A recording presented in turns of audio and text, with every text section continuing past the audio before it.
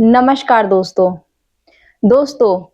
जब पूर्णिमा होती है, तो पूर्णिमा के 1-2 दिन पहले और 1-2 दिन बाद मतलब पूर्णिमा के आसपास समुद्र के ऊपर बहुत ज़्यादा फ़र्क पड़ता है।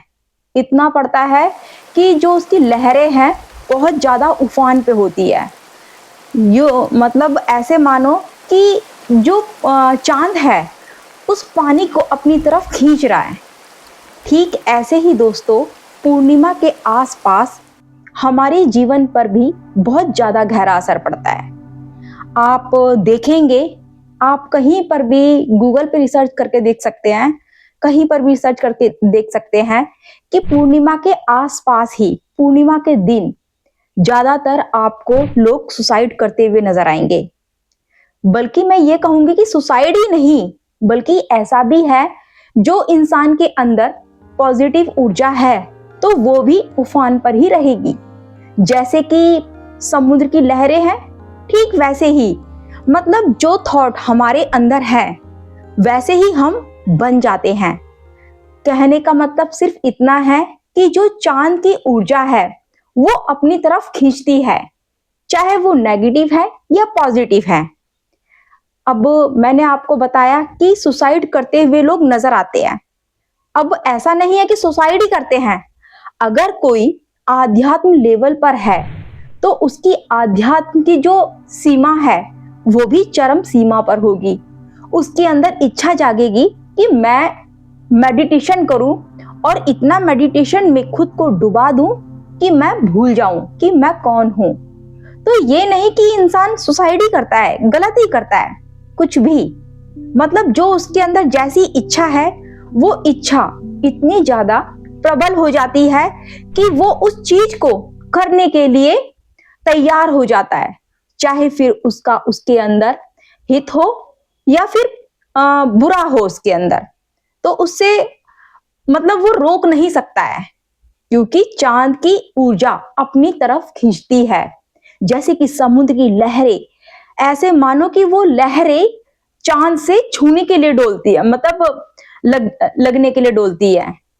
ठीक ऐसे ही दोस्तों, हमारी जिंदगी में भी ऐसा ही है, क्योंकि जितना पानी इस पृथ्वी पर है, ठीक इतना ही पानी हमारे इस शरीर के अंदर भी है। तो चांद क्या है, उस पानी को अट्रैक्ट करता है अपनी तरफ। ठीक ऐसे ही हमारे अंदर भी पानी है, उतना ही, क्योंकि हमारा जो शरीर है, ये भी एक पृथ्वी ही है। हम इसको पृथ्वी से अलग नहीं समझ सकते हैं। तो दोस्तों, मैं सिर्फ इतना ही कहूंगी कि अपने अंदर पॉजिटिव इच्छाएं जगाओ, जिससे कि वो पूर्णिमा के आसपास एक बहुत अच्छा रिजल्ट दे सके। अब दोस्तों, ये कैसे होगा? ये भी आपकी सांसों पर ही डिपेंड करता है, क्योंकि आप अपनी सांसों को देखोगे। सांस क्या है? अगर बहुत ज्यादा आना जाना इसका लगा रहेगा, तो क्या है, जो गुस्सा है वो बहुत ज्यादा रहेगा, आपके विचार बहुत ज्यादा रहेंगे। तो सांसें जितनी ज्यादा कम होंगी, उतना आपकी जो सोच है वो कम होगी, और जितनी कम सोच होगी, उतना ही आप बेहतर सोचोगे। यानी कि आप विचारों की भीड़ नहीं लगने दोगे, और जब विचारों की भीड़ नहीं लगेगी, तो जितने भी विचार होंगे पॉजिटिव होंगे और हित में ही होंगे। तो दोस्तों, अपनी इन सांसों को, जो तुम्हारी सांस है, उनको कम करना शुरू करो। जो तुम 1 मिनट के अंदर 15-20 सांसें, अनगिनत सांसें ले लेते हो, उनको दोस्तों कम कर दो। यानी कि 1 मिनट में केवल 10-5 सांसें ही रहने दो।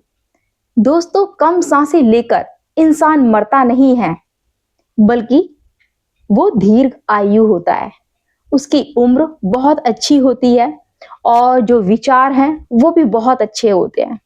कम सोचना कोई बुरी बात नहीं है, बल्कि बहुत अच्छी बात है। लेकिन कम सोचने पर भी जितना सोचोगे, वो बहुत अच्छा ही होगा, गलत नहीं। क्योंकि विचारों की जो भीड़ होती है, वो तो फिर आप जानते ही हो, भीड़ अच्छा कैसे कर सकती है। दोस्तों, अपनी सांसों को बदलो, और जो पूर्णिमा का जो मैंने रहस्य बताया है, उसे समझने की कोशिश करना।